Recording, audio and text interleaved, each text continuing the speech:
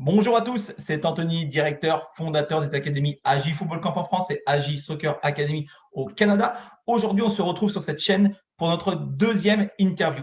J'ai le plaisir de recevoir Antoine Prudhomme, préparateur mental, mais pas que. Vous découvrirez ça dans l'interview juste après. C'est l'occasion également pour moi de vous dire que nous avons, comme vous le savez peut-être déjà, des formations, tout un catalogue de formations sur notre site internet et notamment deux formations reliées à la préparation mentale. Une concernant un petit peu le mindset, qui est intitulée Champions League Mindset, comment avoir l'état d'esprit d'un champion, et une autre beaucoup plus complète, beaucoup plus grosse, qui dure beaucoup plus longtemps, et vous avez même un entretien individuel avec notre préparateur mental Éric Perrin, qui intervient notamment pour la Fondation du Real de Madrid, avec certains joueurs professionnels comme l'Olympique Lyonnais, comme les Saint-Etienne, comme d'autres joueurs, le Pôle Espoir France. Donc, n'hésitez pas, vous avez les liens en dessous de cette vidéo pour vous y rendre. C'est le moment de bien préparer votre saison. Je vous dis à tout de suite de l'autre côté avec Antoine. C'est parti.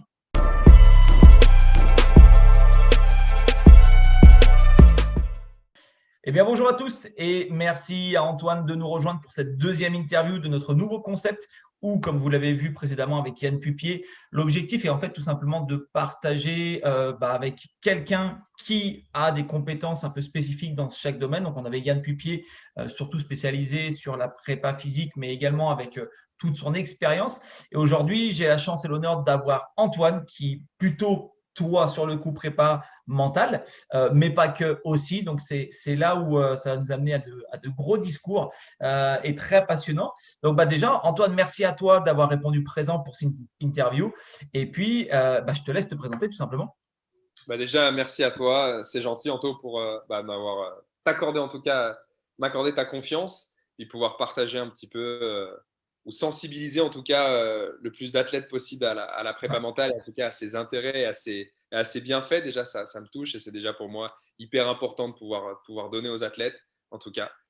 Alors, rapidement, pour me présenter, donc, je m'appelle Antoine Prudhomme, j'ai 31 ans. J'exerce aujourd'hui en Suisse, dans la région de Lausanne et de Genève, donc en tant que préparateur mental, d'accord.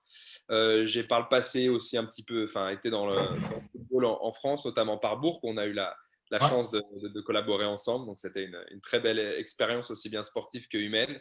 Et puis aujourd'hui, donc j'exerce aussi bien ici en Suisse sur des suivis, on va dire, en présentiel et également aussi par le biais du Covid, parce qu'il n'y a pas que du mauvais derrière tout ça. Ouais. Et on a pu développer justement tout ce suivi un petit peu à distance en préparation mentale et on a remarqué qu'il y avait il y avait aussi des résultats intéressants au niveau de l'athlète. Voilà, donc aujourd'hui, c'est mon métier, j'interviens en tant que préparateur mental sur différents sports. Voilà, je tenais à le préciser.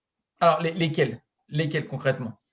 Alors, concrètement, moi, quand je suis arrivé en Suisse il y a maintenant quelques années, mon réseau s'est beaucoup développé dans le tennis parce que j'ai été, en même temps que j'étais joueur de foot plus jeune, j'ai été également joueur de tennis.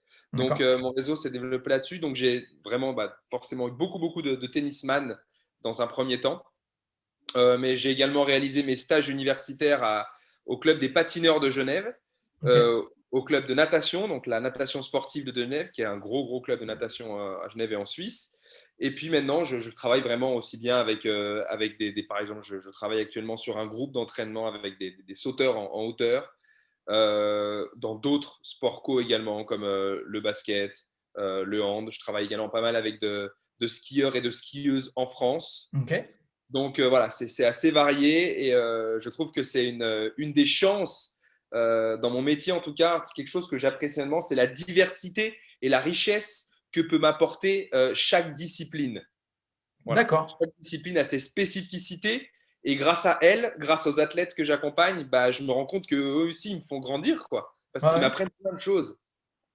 Ah, c'est génial. Ouais. Puis, je pense qu'on y viendra juste après, mais avant, moi, j'aimerais que, si tu le souhaites, hein, mais je ne te pousse pas, mais si tu souhaites rentrer plus dans le détail sur un peu ton parcours. Tu as dit que voilà, tu étais joueur de tennis en même temps que joueur de foot.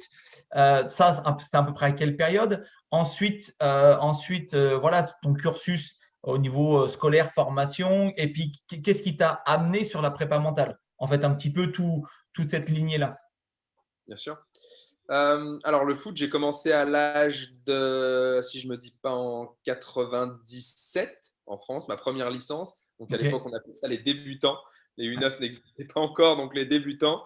Ensuite, oui, j'ai fait un an pour tester. Puis après, tu connais l'histoire, hein, champion du monde 98. Donc, on fait un an, puis la Coupe du Monde arrive. Et puis le foot explose à ce moment-là en France. Donc, je me suis fait aspirer encore plus dans la passion pour ce Ouais. sport. Donc, j'ai commencé le foot au CS Belay, dans le département de l'Ain, où j'ai fait mes premières armes. Enfin, j'y ai joué jusqu'en U17, si je ne me trompe pas. Et en Ok. parallèle, à l'âge de 12-13 ans, j'ai commencé à jouer au tennis parce que je trouvais très intéressant. Alors, déjà, mes parents jouaient au tennis, d'accord, donc ils m'ont sensibilisé là-dessus. Et puis, je trouvais ça hyper intéressant, cette complémentarité sport individuel, sport collectif. Ok. Euh, Tout simplement parce que au foot, enfin de manière naturelle, un petit peu dans mon comportement, je suis quelqu'un de plutôt, et surtout quand j'étais jeune, de très réservé, très timide. Et donc, c'est vrai que parfois, j'ai eu un petit peu de mal à oser m'exprimer, à m'exprimer pleinement sur un terrain de foot face à des joueurs qui avaient forcément un petit peu plus de, on va dire, de caractère. De J'aime pas trop ce caractère, ouais. mot-là, mais voilà. Et donc, par contre, le tennis, j'ai vraiment m'a vraiment permis est un sport qui m'a permis de me valoriser, de mettre en avant mon potentiel, de m'exprimer parce que là, je ne pouvais pas me cacher derrière les autres. Quand ça allait pas bien, je n'avais pas d'autre choix en compétition que de trouver les solutions par moi-même. Donc, Ouais. j'ai beaucoup aimé cet équilibre. Euh, la préparation mentale, alors j'en ai déjà pris conscience, même si je ne savais pas que ça existait à cette époque. Parce Bon, que à voilà, à je l'époque où manquais tu faisais foot énormément. tennis. Exactement. Déjà Ok. très jeune, j'ai pris conscience. Alors, j'ai eu la chance d'avoir une famille, enfin des parents et surtout mon père qui avait toute cette dimension développement personnel, développement spirituel. Donc, j'avais déjà des messages qui arrivaient régulièrement à la maison par les Mm. discussions. Ils me sensibilisaient à des livres, etc., des choses comme ça. Donc, j'avais le sentiment que l'aspect confiant, enfin l'aspect mental avait un impact hyper important, en tout cas, dans la vie de tous les jours, donc dans le sport. Et puis moi, étant quelqu'un qui n'avait pas confiance en lui à l'époque, je stressais énormément, j'étais un jeune homme très, très anxieux. J'ai pris conscience qu'il fallait qu'à un moment donné, je travaille là-dessus parce que sinon, je me rendais compte que ça ne jouait pas en ma faveur sur le terrain. Et bien au D'accord. contraire, ça jouait en ma défaveur, le fait de ne pas maîtriser l'outil ici à l'intérieur de moi. Et à l'époque, donc, quand je faisais pas mal de tennis en compétition, il y a même une année où j'ai eu la chance, alors ça reste un grand mot, mais le tennis club de Belay avait mis une petite section avec des horaires aménagés, des choses comme ça, et j'avais eu la chance de pouvoir rentrer dans cette section par mes résultats tennistiques à l'époque. Et donc, on avait des horaires aménagés, etc. Et donc, à l'époque, la compétition s'est accentuée, puis je me suis dit, oula, là, il y a vraiment un gros blocage mental, il faut que je me renseigne auprès de mon entraîneur. Et puis, mon entraîneur, à l'époque, m'avait gentiment renvoyé en touche en me disant, écoute, le mental, soit tu l'as pas, d'accord, Antoine, c'est très simple. Toi, tu l'as pas, donc je te conseille d'aller faire de la poterie. Mais il avait été honnête, donc voilà, en tout cas, moi, ça m'avait pas du Il tout. avait été honnête avec ses connaissances. Avec ses connaissances, exactement, exactement. C'est Et ça. alors, sur le moment, je lui en voulais, mais aujourd'hui, je lui en Ouais. veux même pas parce que lui, il n'a reproduit que le schéma que certains lui ont enseigné. Donc, exactement. Mais bon, moi, ça n'avait pas résonné parce que mon père me disait tout l'inverse à la maison, donc je me suis dit Ouais. non, là, il y a un truc qui coince, quoi. Donc, bref, voilà. Donc, ça a été un peu ma première prise de conscience, si tu veux. Mais pour le coup, à l'époque, par contre, j'ai pas fait le travail sur moi. J'en avais conscience, mais je ne suis pas allé au bout. Et Tu étais jeune. bon, Tu avais quoi, 15 ans? 15-16 ouais, ans? j'étais un jeune ado, donc c'était jeune. Et puis à l'époque, enfin, aujourd'hui, j'accompagne des jeunes, même plus jeunes que ça, mais waouh, à l'époque, à 15 ans, c'était déjà, enfin, Ouais. Puis c'est là, possible de parler de on commence préparation. vraiment à en parler beaucoup de la prépa mentale. Mais ouais, imagine il y a une quinzaine d'années, c'était compliqué, quoi. Non, c'était un extraterrestre, quoi. Non, non, et puis Ouais. il n'y avait pas enfin, il y avait pas forcément non plus en tout cas, le job de préparateur mental en lui-même Mhm. n'existait pas. On avait des psychologues, on avait les premiers sophrologues. On l'a vu dans les années 80-90 dans les sports individuels comme le tennis, Ouais. mais c'était pas aussi démocratisé que maintenant, même s'il y a encore du chemin. On est d'accord. Et donc, cette première prise de conscience, elle est apparue assez jeune, en tout cas durant mon adolescence. Et puis ensuite, bon, j'ai laissé faire, les choses ont fait le chemin. Et puis, je suis parti après le bac étudier le sport sur Lyon, Ok. d'accord, où là, j'ai passé mon brevet d'éducateur sportif parce que je ne me sentais pas prêt de suite à rentrer à l'université de sport parce que je manquais on va dire, plus de maturité. Donc, j'avais besoin un petit peu plus de temps là-dessus. Donc, c'est comme ça que je suis rentré dans le sport. J'ai continué la pratique du tennis. J'ai complètement arrêté le foot parce qu'en effet, pour moi, ça devenait trop dur mentalement dans ce milieu-là. Et- C'est un sport que tu connais bien et qui parfois, voilà, ça, qui est pas toujours facile, hein. Voilà, pas toujours tendre, mais c'est une belle école de la vie pour le coup. Je Mm. trouve que c'est une très belle école de la vie, en tout cas.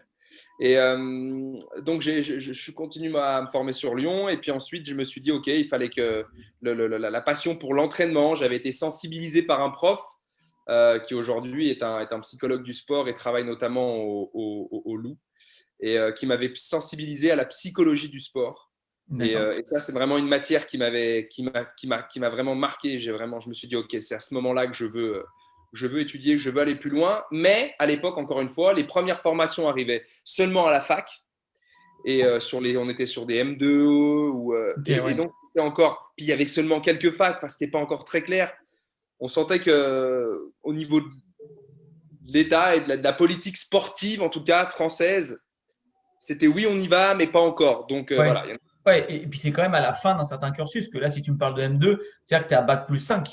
Exactement. Ok. Donc moi, j'étais encore à des lumières de tout ça et je me suis dit, OK, il faut que je me forme avant en préparation physique pour me permettre un jour d'arriver et de me former en préparation mentale. Et puis je m'étais dit, bah, au moins, ça me permettra d'avoir une approche globale de l'athlète. Même si je ne suis pas amené à faire de la préparation physique toute ma vie, mais au moins, j'aurai des notions, des connaissances, des expériences qui vont me permettre, maintenant, dès que j'aurai un athlète en entretien en préparation mentale, de savoir de quoi je lui parle quand on parle de performance. Et pour ça me paraissait important. Donc voilà, je me suis formé en préparation physique ensuite.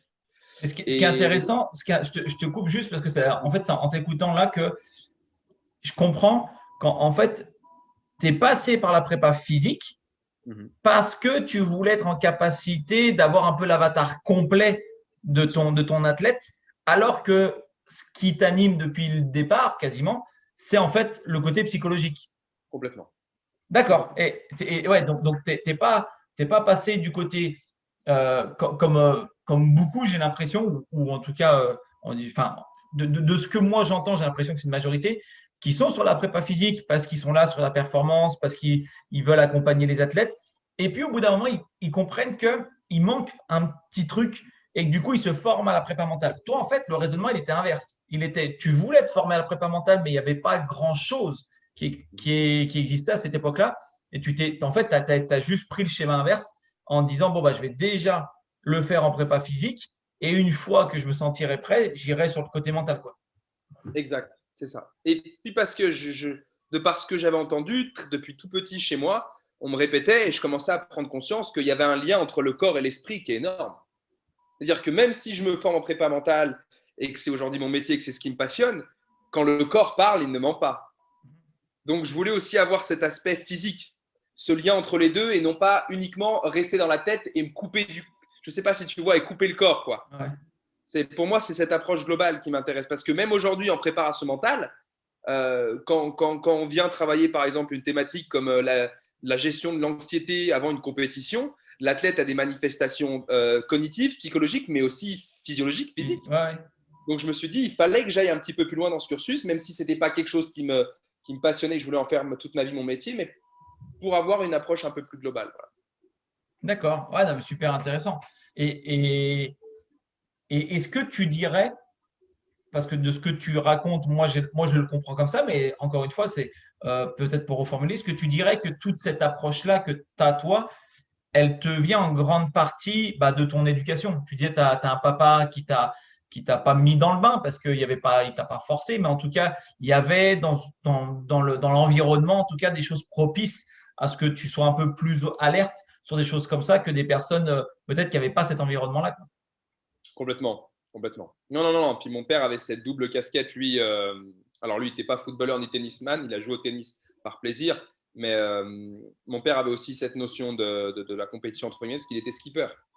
Ok. Donc, il a fait des courses en voilier dans le monde entier, enfin, à traverser des exemples, hein, l'Atlantique en voilier. Donc, il avait déjà compris plus jeune que l'aspect mental était important. Et il y avait cette notion sportive. Il a également pratiqué du ski à un très bon niveau. Donc, voilà, il y avait ce côté sport. Et même si on n'avait pas du tout les mêmes affinités sur ces sports, Ouais, ouais. sur les sports en tout cas, c'est ça. Il y avait, comme tu le dis, c'est vraiment mon éducation en tout cas, qui m'a montré un chemin. Après, j'étais libre de le prendre ou pas. Bien sûr, ils ont toujours respecté, mais ça a une grande influence. Ouais. Alors, comment ah, justement, moi je suis dans le foot depuis tout petit. Je baigne là-dedans. Aujourd'hui, c'est mon métier. J'ai la chance d'en faire mon métier. Mais on parle de prépa mentale, là, à l'heure actuelle. On parle de prépa mentale. Et même si on commence à rendre ça un petit peu plus normal, alors je ne sais pas si les mots choisis sont les bons, mais on commence à rendre ça un peu plus normal. Mais il y a quoi? Il y a très récemment, quoi. Il y a à peu près une semaine ou 2 semaines, je ne sais plus, dans un journal sportif, c'est une joueuse, je crois que c'est Gaëtaïne Tiné, qui a déclaré que pour elle, elle avait dû avoir recours à ça, mais que c'était mal perçu. En gros, c'est comme si tu avais un problème et il fallait que tu ailles voir le psy, quoi. Et alors qu'elle, elle cherchait un accompagnement après un événement sportif qui l'a marqué et elle cherchait en fait à avoir quelqu'un derrière. Et elle disait que ouais, c'était pas super bien perçu. Et, et du coup, ma question, et ce que tu racontes, en fait, c'est super intéressant, même si nous, on se connaît depuis longtemps. Toi, ça, je ne le savais pas. Mais pourquoi le foot, selon toi? Parce que tu touches quand même, comme tu disais, tu interviens quand même avec des joueurs de foot sur la prépa mentale à l'heure actuelle. Oui. Mais tu interviens avec des skieurs, tu interviens avec des tennisman, tu interviens sur plusieurs sports. Et tu disais, ton père était skipper et skieur. Donc, comment ça se fait, selon toi, je ne sais pas si tu as la réponse, mais qu'il y ait des sports qui ont, depuis quasiment le début, cette approche de prépa mentale, en comprenant que aujourd'hui, c'est très bien d'avoir des grosses cuisses pour être skieur, mais en gros, si tu n'es pas prêt dans la tête, ça ne sert pas à grand-chose. Et pourquoi le foot, alors qui est un sport collectif, parce que là, on vient de citer beaucoup de sports individuels, mais pourquoi le foot, selon toi, accuse ce retard-là?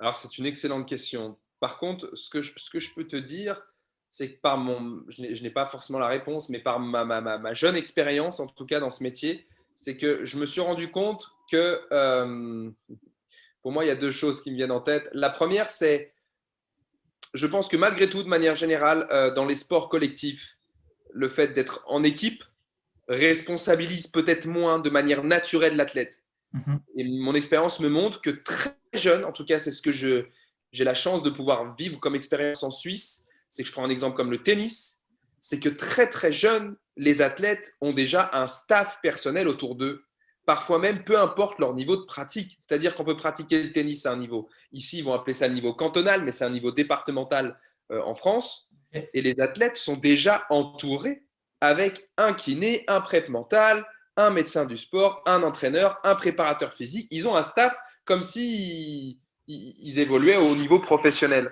Ouais, ouais, ok. C'est Et incroyable. ça m'a vraiment surpris, en tout cas, quand je suis arrivé ici. Mais je pense parce que le sport individuel te pousse dans, dans ce côté responsable, tu es seul. Et le foot, alors le foot, pour répondre à ta question maintenant, je pense que il y a peut-être un travail à faire au niveau des centres de formation, même si je ne me trompe pas, je crois qu'ils sont en train de s'ouvrir à la préparation mentale. On parle de clubs comme Lyon, même Ouais, fait une recherche là-dessus. On parle de Nice, avec un Thomas Samu qui a coaché Florent Manodou, etc., qui est en place depuis maintenant pas mal d'années aussi à l'OGC Nice. Je crois qu'il y a Denis Troche aussi en France qui est très présent ouais. sur des clubs. Voilà, on commence à le mettre en place au centre de formation. Mais moi, pour avoir travaillé avec avec des joueurs de foot et pour continuer, c'est vrai qu'en tout cas, certains qui ont pris ce cursus via le centre de formation, on va dire le cursus idéal pour un jeune Ouais, joueur de foot, hein, exact. voilà, passer par un centre de formation pro, puis un jour jouer au niveau professionnel de cette équipe. J'avais observé que parfois c'était peut-être difficile parce qu'il y avait une certaine mise en confort. En tout cas, c'est ce que j'ai ressenti en France, en tout cas beaucoup. Ok. Une certaine. Voilà, c'est lisse, on est sur le chemin, on avance, d'accord. Au centre de formation, tout est mis à disposition, c'est chouette, c'est très bien. Et du coup, je trouve qu'on ne les confronte pas, pour moi, assez tôt à, C'est à, trop assisté, tu penses? voilà, j'aime pas dire ce mot-là parce que ça reste des jeunes qui sont sur un projet professionnel. Donc, mais pour moi, il y a un petit peu de ça. Je trouve qu'on est trop assisté et qu'au final, on rend pas service sur l'aspect mental aux Mhm. jeunes. Tu vois. Pour moi, on leur rend pas service parce qu'à un moment donné, on le sensibilise pas à ça. Il n'a pas les outils et on l'a connu ensemble à Bourg. Moi, c'est ce qui m'avait aussi marqué. C'est ces jeunes en détresse à la fin de saison quand ils savent qu'ils sont plus gardés, quoi. Ah, c'est compliqué, hein? Ah, Ah, puis il mais y a moi, eu, ça m'a il y a- marqué. il y a- Ça il y a eu, m'a. c'est quoi? C'est cette année, parce que du coup, je suis un peu perdu avec les saisons Covid où il y a saison plus saison, mais c'était qui avait fait beaucoup de buzz. C'était le jeune de Manchester City, je crois, qui s'était suicidé suite à l'annonce qu'il n'était pas conservé, ou il y avait quelque chose comme ça, ou qu'il passait pas pro. Je me rappelle plus exactement l'histoire, mais c'est ouais, c'est vraiment quelque chose de violent, quoi. Parce que on parle quand même de jeunes généralement, bah, qui font déjà énormément de sacrifices à leur jeune âge. C'est-à-dire qu'à 13, 14, 15 ans, bah, ils ne voient pas forcément leurs amis, ils ne vont pas faire des fêtes comme tous leurs autres amis. Pour certains, ils sont loin de leurs parents. Et puis, au bout d'un an, 2 ans où tu as tout sacrifié, on te dit, bah non, finalement, ça ne passe pas. Donc, c'est compliqué pour certains, quoi. C'est vraiment compliqué. Mais tu parlais de l'OL. Je sais que l'OL, pour connaître un petit peu, tu as Nadi Deran Oui. qui intervient. Et puis il y a une autre dame, surtout sur le yoga. Le Mais je yoga. sais qu'il y a beaucoup, ouais, tu vois, sur le yoga, sur le suivi mental. Mais tant mieux. Moi encore une fois, je prône, et c'est ça, moi, les académies, que ce soit celles au Canada ou celles en France, on est sur un suivi très, très, très accru de chaque joueur, de chaque académicien. Alors oui, ça demande du temps. On en parlait justement avec l'interview d'avant avec Yann, qui disait que lui, pour avoir côtoyé des staffs pro et puis pour être dans les structures pro, hein, que ce soit à Boca Junior en Argentine, que ce soit en Anderlecht, un peu de partout, le résultat et la pression de la compétition te poussent et malheureusement fait en sorte que tu ne peux pas individualiser.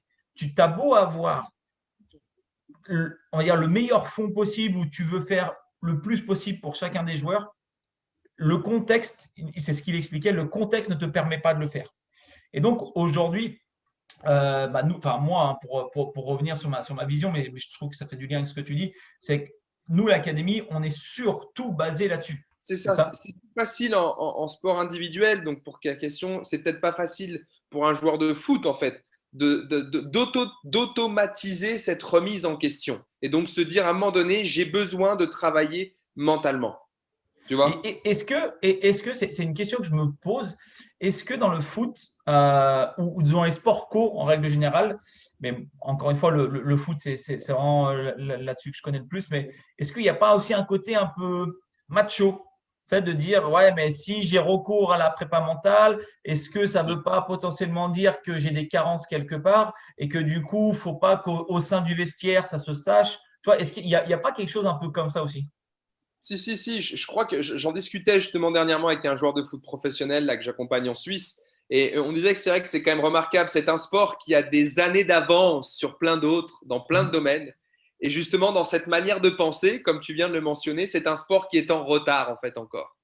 Et clairement, en fait, je pense que c'est un sport qui peut tellement te mettre en avant qu'en effet, il y a tellement de visibilité sur ce sport, on se rend compte que même maintenant, à des niveaux régionaux, départementaux, il y a des sites, il y a les réseaux, tout peut être mis en avant. Et qu'en effet, c'est comme l'explique très bien Gaëtan Tinet, ça peut être très difficile de dire ouvertement qu'en effet, on va avoir un préparateur mental ou un psychologue du sport parce que ça peut être perçu comme quelque chose de mal. Attention, mentalement, elle est malade, elle ne va pas bien Alors qu'à côté de ça, tu as un Teddy Riner qui clame haut et fort qu'il est accompagné par une dame, je viens d'oublier j'avais son nom en tête que je viens d'oublier, Myriam Salmi. depuis des années et des années. Comment, pardon? Myriam Salmi. Ouais, voilà. Et il est accompagné depuis des années et qui dit oui, ok, c'est très bien, physiquement, j'ai des aptitudes, tout ça, mais j'aurais jamais eu tous les titres que j'ai aujourd'hui si elle n'avait pas là. Alors, tu as un mec, je ne connais pas ses proportions, mais tu vois, 2 mètres, euh, la, la, la, la carrure qu'il a, et qui te dit bah ouais, moi je suis accompagné avec une petite madame depuis, depuis des années, quoi.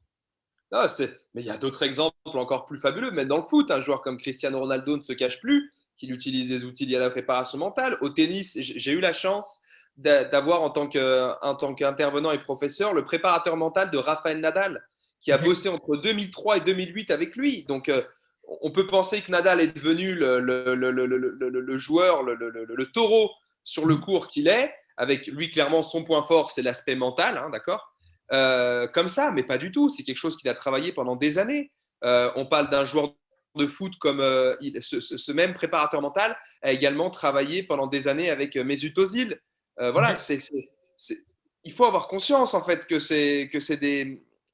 Et on parlait du foot, mais on peut même aller plus loin. Moi, je vois en termes de la différence entre avoir travaillé dans le football en France, à Bourg, et la mentalité ici en Suisse, où je pense qu'il y a aussi un aspect culturel en fait. Ouais, Il y a un aspect je pense aussi, ouais. il faut pas le cacher. Je veux dire, peut-être, enfin, ce qui peut être intéressant, c'est peut-être aussi de faire le lien. Yann, il n'est pas là aujourd'hui, mais d'en discuter avec lui la prochaine fois, qui lui a connu l'Amérique latine, avec encore une autre dimension mentale et émotionnelle. On les voit, comment ils se comportent sur les terrains de sport, les Sud-Américains. C'est ça, ouais. C'était autre chose. Et en tout cas, je remarque qu'en France, on commence à s'ouvrir à ces choses-là, mais on a mis du temps, quoi. Mais Mais, parce que, ouais, c'est ça, parce ouais. que historiquement, dans la culture du pays, on a quand même, on fait partie du pays de Descartes, quoi. Je pense, donc je suis, et ça, on le traîne comme un boulet. Enfin voilà, ça fait partie de notre histoire, donc faut pas aussi l'oublier, quoi. Donc ça Mais, prendra du temps à que ça change plus vite que les autres. ouais, je pense, mais moi, la vision que j'ai, alors, moi, sincèrement, je pense que c'est cette vision que j'ai du sport, du foot, qui fait que je suis ouvert à la prépa mentale et aux bienfaits que ça peut apporter au sein d'un collectif. Alors, sur un plan purement individuel, j'en suis persuadé, sur un plan collectif aussi, mais et ça, c'est le discours que j'ai sur mes jeunes académiciens. Moi, ils ont 15, 16, 18 ans, donc ça reste des jeunes athlètes. Je leur dis, mais il faut prendre conscience que si un jour vous commencez à toucher du doigt votre objectif, donc qui est jouer pro, il y a des choses qui ne sont pas normales. C'est-à-dire que quand tu rentres sur un terrain et que tu as peut-être 40 000 personnes qui t'applaudissent ou que tu as peut-être 50 000 personnes qui te conspuent, c'est pas normal. C'est pas ton quotidien, quoi. Donc, tu dois être quand même préparé. Il y en a, ok, toi, pour reprendre l'expression de ton coach à l'époque, quand tu as dit, ouais, le mental, tu l'as ou tu l'as pas. Je suis d'accord qu'il y a des personnes qui ont un caractère qui leur permet Bien sûr. d'avoir ça dès le départ. Mais même, enfin, il y a des choses. Et puis, ce que tu disais, le foot aujourd'hui a une telle popularité, a une telle médiatisation, une telle visibilité que un mauvais post sur les réseaux sociaux, ça peut te bouffer ta carrière. Donc ça aussi, il faut y être préparé. Et c'est pour ça que moi, aujourd'hui, et c'est très personnel, hein, c'est pour ça que enfin, je dis vraiment moi en ce moment-là, je pense que la prépa mentale aujourd'hui devrait être un facteur de l'optimisation au même type que l'entraîneur des gardiens ou que la prépa physique. Bien sûr. Ça reste mon avis. Mais après, il y a peut-être beaucoup de le staff qui le font, mais qui ne le crient pas non plus sur tous les toits. Il y a peut-être aussi, ils le font de manière externalisée. Il y a peut-être des personnes qui le font de manière individuelle. Donc, il y a peut-être beaucoup de choses comme ça et qu'on sait certainement pas. Mais ouais, toujours là-dessus, quoi, de se dire pourquoi le cacher ou pourquoi. Enfin, tu vois, c'est vraiment là-dessus aujourd'hui le foot. Je trouve qu'ils ont un certain retard, comme tu disais, quoi, là-dessus, quoi. Mhm. Ah, mais je te rejoins à 100%. Puis je trouve qu'on est dans une… Et c'est ça qui est intéressant, c'est qu'on a une image de la prépa mentale qui est uniquement aussi dans le foot, je trouve, liée au fait de, voilà, il faut être un athlète fort, il faut être fort, il faut toujours être motivé, il faut toujours être au haut de la paire. Mais ça c'est 10% de la préparation mentale qu'on travaille avec l'athlète. Je veux dire, le jour d'une compétition, quand on fait du sport en compétition et qu'on aime ça, l'entraîneur ou le coach mental, il ne travaille pas sur la motivation. La motivation, elle est déjà présente en l'athlète. Ce n'est pas là-dessus qu'on va travailler. Donc, on a toujours cette image à dire, oui, la prépa mentale, c'est, OK, avec ce slogan là qui est très à la mode, c'est work hard, comment il s'appelle? Ouais, work hard, play hard. Et hard, voilà, avec cette Ouais. image-là. Et on vient souvent associer l'aspect mental à ces citations de motivation. Et c'est réducteur, en fait. Je veux dire, moi, avec la plupart des athlètes aujourd'hui, on est beaucoup plus en train de travailler sur des thématiques comme la bienveillance avec soi-même, l'acceptation, le non-jugement, pour venir renforcer des habiletés comme la confiance en soi, comme l'estime de soi, qui pour moi aujourd'hui sont l'essence même de chaque personne hein, dans sa pratique sportive. Plutôt que enfin, un athlète, que ce soit un footeux, un tennisman, un skieur ou un rugbyman, j'ai pas besoin de le motiver le jour de la compète. Ouais. Donc, il y a aussi ça, je trouve. Il y a une image aussi peut-être, et ça, c'est peut-être la faute au préparateur, c'est peut-être notre faute encore, c'est de montrer et de mettre en avant toute la palette et qu'on peut aller voir un préparateur mental quand on est joueur de foot ou joueuse de foot peu importe notre niveau, simplement parce qu'à un moment donné, on n'arrive pas à gérer son stress, on n'arrive pas à gérer une émotion, on n'arrive pas à se concentrer, on n'arrive pas à avoir un peu, on a besoin d'avoir confiance en soi un petit peu plus. Et ça ne veut pas dire d'être malade, en fait. Et toi, alors aujourd'hui, que ce soit footballeur ou non, peu importe, mais les athlètes que tu accompagnes, est-ce que tu as quand même des choses, quand je dis des choses, ça veut dire des points quand même récurrents sur lesquels tu interviens. Là, tu parlais de la confiance en soi, tu parlais de la gestion du stress. Est-ce qu'il y a quand même des basiques, entre guillemets, que tu retrouves quasiment chez tout athlète? Bien sûr, c'est cette histoire de la confiance en soi, de la gestion des émotions, de la gestion du stress, de l'anxiété, beaucoup. Ok, Euh, et il y a, alors, c'est paradoxal parce que, en fait, très souvent, ça, ce sont les vitrines. C'est la vitrine quand un athlète vient me voir, il me présente, il me déballe un petit peu voilà, ses contraintes et ce qu'il souhaite travailler. Mais très souvent, on retrouve derrière, il y a deux notions qui ressortent beaucoup, hein. Moi, il y a cette peur de perdre et cette peur de l'échec qui est très, très, très présente, quasiment d'accord. présente chez beaucoup d'athlètes, peu importe le sport, en fait. Et je me rends compte qu'on est dans une société où et ça va au-delà du sport, où on ne nous a pas forcément éduqués, en tout cas en Europe. Je sais que de ton côté, il y a une perception de l'échec ou une manière de réussir qui est différente en tout cas. C'est sûr. Mais ici, on le ressent chez les athlètes européens, où en effet, il y a cette peur d'échouer, tout sport confondu, là je te parle, hein. Je le retrouve aussi chez les footballeurs que chez les autres, cette peur de perdre, de ne pas arriver à atteindre mon résultat. Et c'est ça, en fait, qui va déclencher le stress, qui va déclencher les émotions désagréables et qui va aussi peut-être, qui va engendrer sur une perte de confiance et des choses comme ça, en fait.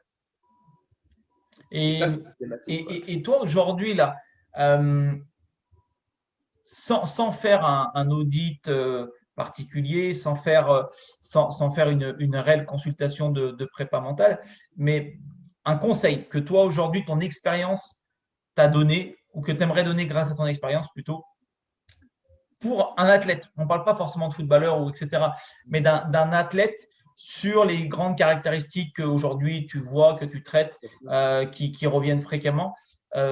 Quel style ou quelle sorte de conseils quoi, tu pourrais donner à ces jeunes athlètes là, qui nous regardent?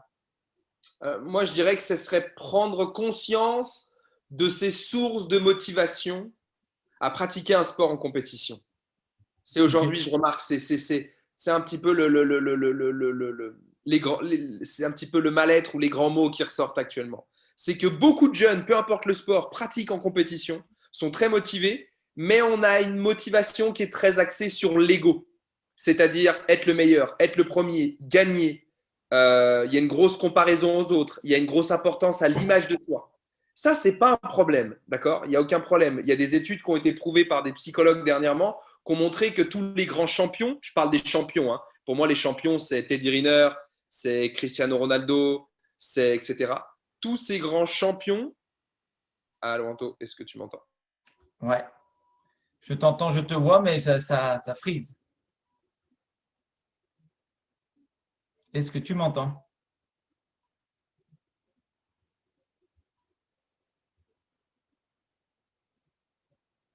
Aïe, aïe, aïe, aïe, aïe.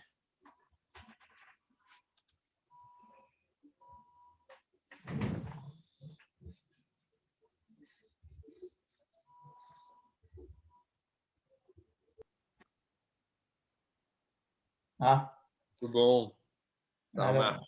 alors, attends, je me remets en grand. Je suis en train de voir. Euh, par contre, c'est une deuxième chose que je veux voir.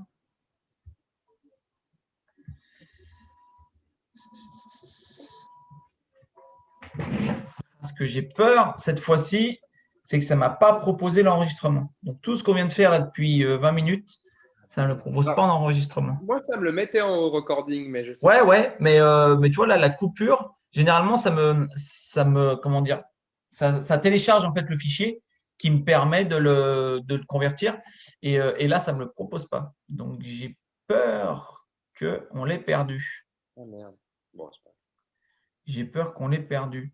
Euh, Est-ce que je regarde dans mon dossier? Est-ce qu'il est intervenu quelque part? Non. Et puis à force, je ne sais plus de tout ce qu'on a parlé, quoi. Euh, Bon, ce qu'on va faire, c'est qu'on va finir sur notre petite discussion là, et puis, je verrai si je retrouve ou si je retrouve pas. Enfin bref, on s'adaptera. Pas de souci. Voilà. Donc, tu parlais sur. Ouais, ça a été prouvé scientifiquement que des psychologues par rapport aux champions. Tu parlais de ça. C'est ça, exactement. Ouais, ouais, ouais. C'est intéressant parce que c'est. Alors, quand je te parle de champions, c'est ce que je te disais. On en a parlé tout à l'heure. C'est des Cristiano Ronaldo, c'est des Teddy Riner, c'est des Roger Federer, des Serena Williams, vraiment des champions. Ça a été prouvé que, oui, ils ont des motivations liées à l'ego, parce que je pense que quand on aime la compétition, à un moment donné, on a envie d'être le premier. Et c'est légitime. Attention, je ne dis pas que c'est mal, hein, que c'est mauvais d'avoir ces motivations liées à l'ego. Mais par contre, c'est prouvé qu'elles sont minoritaires par rapport aux motivations liées à la tâche. Ce qu'on D'accord. appelle les motivations liées à la tâche, c'est le plaisir de progresser. C'est la comparaison directement avec soi. C'est être capable d'accepter la défaite. C'est être capable de ne pas être le meilleur. C'est être capable d'accepter le niveau de performance qu'on a ce jour J. Et c'est simplement être dans la tâche. Et c'est prouvé que les athlètes comme ces champions-là, qui arrivent en plus à avoir des carrières qui durent et qui arrivent malgré tous les titres et les victoires et les récompenses individuelles ou collectives qu'ils ont à se renouveler et à se remotiver, c'est qu'avant tout, ce qui les anime, c'est pas que de gagner, c'est d'avant tout de progresser, de s'entraîner et de devenir une meilleure version d'eux-mêmes. Et ça, je trouve que ce n'est pas assez mis en avant pour moi auprès des jeunes. Et qu'aujourd'hui, si je devrais donner un conseil, c'est développer en tout cas ces motivations liées à la tâche. Bien sûr qu'on aura toujours les motivations liées à l'ego, sinon on ne fait pas de sport en compétition. Ouais. Mais, vraiment développer une palette de motivation, c'est s'ouvrir, en fait, je dirais même, à plus de sources de plaisir. Parce que si je mets toute ma motivation dans mon sport en compétition sur le résultat, sur la victoire ou être le premier, et si je ne le suis pas, ben, au final, j'ai constamment l'impression d'être dans l'échec, je perds confiance en moi, je baisse de motivation, et derrière, tu connais le schéma, je ne fais pas de Ouais. dessin, tu vois. Donc, moi, aujourd'hui, je trouve que c'est le grand mal un petit peu qu'il y a chez les jeunes et que de manière générale, peu importe le sport. Ouais, qu'il faut gagner, qu'il faut être le premier et que du coup, ils sont pas assez sur le processus, mais que sur le résultat. Exactement. Alors qu'au final, le résultat est une chose, mais le processus est beaucoup plus important. Il y a plein d'athlètes qui le témoignent. Un athlète comme Yannick Noah qui t'explique dans son livre que le jour où il a gagné Roland-Garros, le lendemain, il se réveille à l'hôtel avec son trophée, le champagne, et qui commence dès ce jour-là à entrer officiellement en dépression. C'est que le lendemain de gagner son grand chelem, il prend conscience que arriver au sommet, c'est beau, mais qu'il a oublié pendant des années de profiter du chemin. Il y a plein d'exemples comme ça, je veux Ah ouais. dire. Et qu'aujourd'hui, si des champions, je parle bien des champions, arrivent à se renouveler, à gagner autant, peu importe le sport, c'est qu'eux, ils ont compris que le plaisir, ils le prenaient d'abord sur le chemin et qu'ensuite, le résultat arrivait. Donc, c'est vraiment apprendre à l'athlète à être avant de vouloir gagner, de vouloir toucher là-haut, quoi. Mais ça me fait penser à une anecdote d'un documentaire que j'ai vu sur des documentaires de coach qui sont sur Netflix. C'est le Playbook, ça s'appelle. Et c'est Jill Ellis, donc la femme qui est la coach sélectionneur des États-Unis au foot de l'équipe féminine.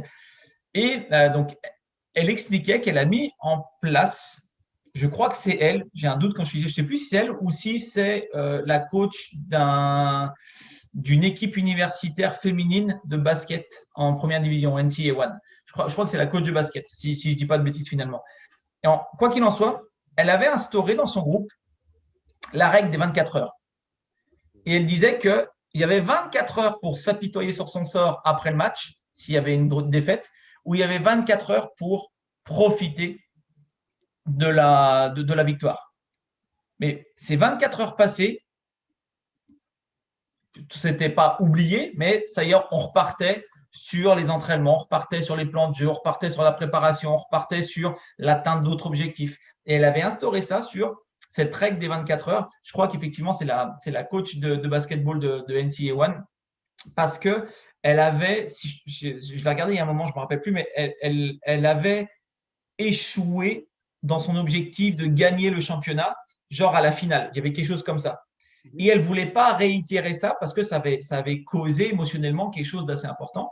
Et elle ne voulait pas réitérer ça et elle voulait repartir de l'avant et surtout que ces joueuses ne traîne pas ça comme un boulet, quoi. C'est ce que tu disais tout à l'heure. Et elle a instauré cette règle des 24 heures. Elle a dit, on gagne un match important, on a 24 heures pour fréter. Par contre, une fois que ça s'est passé, c'est tout le monde revient à l'entraînement et on remet le bleu de chauffe. Et s'il y a des défaites un peu traumatisantes, c'est la même chose. Vous avez 24 heures, vous pleurez toutes les larmes de votre corps, vous faites ce que vous voulez. Par contre, après ça, on revient au boulot. Et je trouvais cette approche intéressante parce qu'elle avait vraiment présenté ça dans le cadre de son cadre de fonctionnement avec l'équipe, quoi. Et du coup, je trouvais ça intéressant. Mais c'est exactement ça, c'est vraiment très intéressant. C'est oui, à un moment donné, on est touché par la victoire ou la défaite, peu importe émotionnellement ce qu'on va ressentir, mais qu'à un moment donné, il faut revenir à l'essentiel, quoi. Il faut revenir à C'est l'essentiel, ça. c'est le process, c'est le travail, c'est l'entraînement, c'est le progrès. Et pour moi, ça doit être, enfin, c'est pas ça doit, mais c'est une, en tout cas, pour moi, c'est les sources de motivation les plus solides dans un projet, les plus solides. C'est pour ça qu'on dit que généralement, ceux qui arrivent à atteindre leurs rêves, ce ne sont pas forcément les plus forts, mais c'est pas les plus talentueux, mais c'est ceux qui ont eu cette résistance, qui ont tenu, parce qu'ils avaient des sources de motivation axées sur le process qui étaient fortes. Ah ouais. Plus sur le chemin que sur l'arrivée, quoi. Exactement. Exactement. Après, c'est toujours bon, hein, on travaille en visualisation, de visualiser l'arrivée. D'accord? Bien sûr, ça procure des émotions Ah ouais. énormes, mais c'est un moteur, mais ça ne peut pas être que ça, parce que sinon, ça veut dire que chaque week-end, à chaque match, où je n'atteins pas mes objectifs personnels ou que mon équipe va perdre, ça veut dire que je me remets en question, que je doute de moi, etc., etc. Et voilà, on tombe dans des schémas qu'on Ouais, bien connaît. sûr, ouais. Bien sûr. Ok, Antoine, bah moi, je vais te poser une dernière question pour conclure cette interview que je trouve super intéressante. Encore une fois, là, sur ce plan mental, mais ouais, je vais finir sur cette question-là. Aujourd'hui, toi, si tu as un athlète devant toi qui te dit, moi, je veux devenir meilleur, je prends très large, hein, c'est très, très large ma question. Il te dit, je suis conscient que j'ai des carences, au niveau mental, je parle, je veux devenir meilleur. Qu'est-ce que toi, aujourd'hui, comment tu pourrais donner pour clôturer cette interview? Quels conseils, alors on vient un petit peu de répondre sur une partie, mais quels conseils tu pourrais donner à l'athlète qui nous regarde et qui est chez lui, qui n'a aucun outil, qui n'a aucun moyen, mais juste quelque chose qu'il peut faire chez lui de manière totalement autodidacte, quoi, quasiment. Qu'est-ce qu'il pourrait faire déjà pour l'aider? Moi, la première des choses, c'est que je pourrais lui conseiller de faire la première étape, c'est souvent celle que j'utilise avec l'athlète, c'est de fixer des objectifs.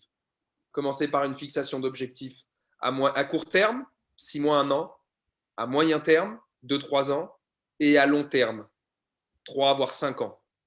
Parce D'accord. que pour moi, commencer par se fixer des objectifs, oui, je veux être meilleur, c'est très bien, c'est un bon objectif, d'accord? Mais comment? Où? Mhm. À quel moment? Donc, pour moi, j'avais vu une citation que j'aimais beaucoup, c'est euh, comment passer d'un objectif à un rêve? Ben, d'un rêve à un objectif. Un rêve, il est là dans ma tête, il traverse l'esprit, je l'imagine. Mais le transformer en objectif, c'est que je vais le mettre sur le papier, je vais le préciser, je vais le dater, je vais le clarifier, voilà, je vais essayer de le former, de le structurer. Ça, c'est la première étape. Mais il faut avoir des objectifs de résultats, c'est une chose. Ça, on a tous le droit. Gagner mon championnat universitaire, devenir joueur professionnel, finir meilleur buteur de mon championnat, voilà, etc. Avoir des objectifs de performance dans un deuxième temps, ça me paraît hyper important. Ça peut être statistique personnelle, ça peut être temps de jeu, ça peut être faire partie ou m'entraîner avec le groupe professionnel, etc. Et puis avoir des objectifs de processus. Et ça, c'est ce qu'on disait tout à l'heure. C'est sur les 4 facteurs de la perf, sur quoi je veux progresser. Technique, tactique, physique et mental. Et ça, on doit être hyper précis. Et ensuite, la dernière ligne de ce tableau, ce que j'ai à nos athlètes, c'est oui, mais comment et qu'est-ce que je suis prêt à faire pour y arriver? Tu m'as dit l'athlète, il veut être meilleur. Mais être meilleur, tu veux t'entraîner combien d'heures? Combien d'heures d'entraînement en club? Toi, c'est quelque chose dans ton académie où tu en as conscience qu'il faut individualiser la performance en taux. Tu le mets souvent en avant et tu as conscience que peut-être en parallèle du travail qui est fait en club, même si c'est un débat parfois piquant avec les structures, que ça peut être bon pour certains athlètes. Je ne dis pas pour Ouais. tous, attention, hein. C'est vraiment individualisé. Donc, pas pour tous, mais en tout cas, pour certains, ça peut être bon. Est-ce que je suis prêt à faire plus à côté sur l'aspect mental? Moi, c'est toujours ce que je demande aux athlètes. Et je leur dis oui, ok, sur l'aspect physique, tu t'entraînes autant de temps. Sur l'aspect dans ton club, technico-tactique, tu as tant d'heures. Maintenant, sur l'aspect mental, tu es prêt à investir combien de temps par semaine? en dehors de nos séances. Si je te donne du job tout seul, combien de temps tu es prêt à le faire? Certains vont me dire, moi, c'est 20 minutes par semaine. Ok, je donne la charge qu'il faut. Certains vont me dire, moi, c'est 3 heures par semaine. Ok, je donne la charge. Donc, c'est ça. Je dirais, être meilleur, c'est un bon objectif, mais maintenant, il faut le clarifier. Il faut mettre de l'ordre là-dessus. Comme ça, tu sais où tu vas. C'est un petit peu ton phare. Ça, Bah, c'est tu la vois, première chose moi, que je moi, j'ai une phrase là-dessus qui va dans ce sens-là, hein, Mhm. qui est si ton pourquoi est clair, ton comment sera facile. Exactement. Voilà. Exactement. Et Ouais. voilà, c'est si tu définis tes objectifs clairement, donc ton pourquoi je veux faire ça, où je veux aller, bah, en fait, comment j'y vais, ça Bien va sûr. devenir beaucoup plus facile.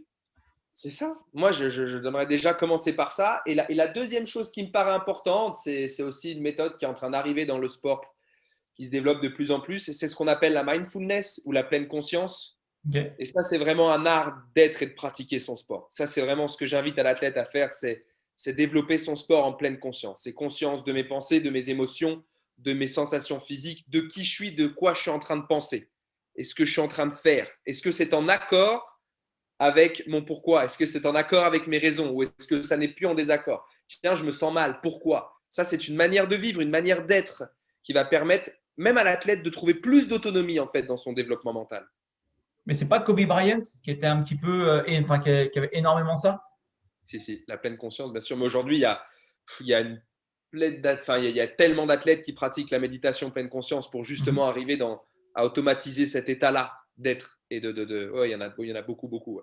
Ah ouais, puis j'entendais pour finir là-dessus, parce qu'effectivement, on peut donner des exemples pendant une heure, mais c'était Conor McGregor dans une interview qui disait faut arrêter de se battre avec l'extérieur. Si déjà tu n'es pas fort à l'intérieur, tant que tu es fort à l'intérieur, l'extérieur ne pourra rien faire sur toi. Et, Et donc, il parlait de ça, et j'avais trouvé ça super intéressant. Ça m'avait ramené aussi à un reportage que j'ai vu sur Kobe Bryant.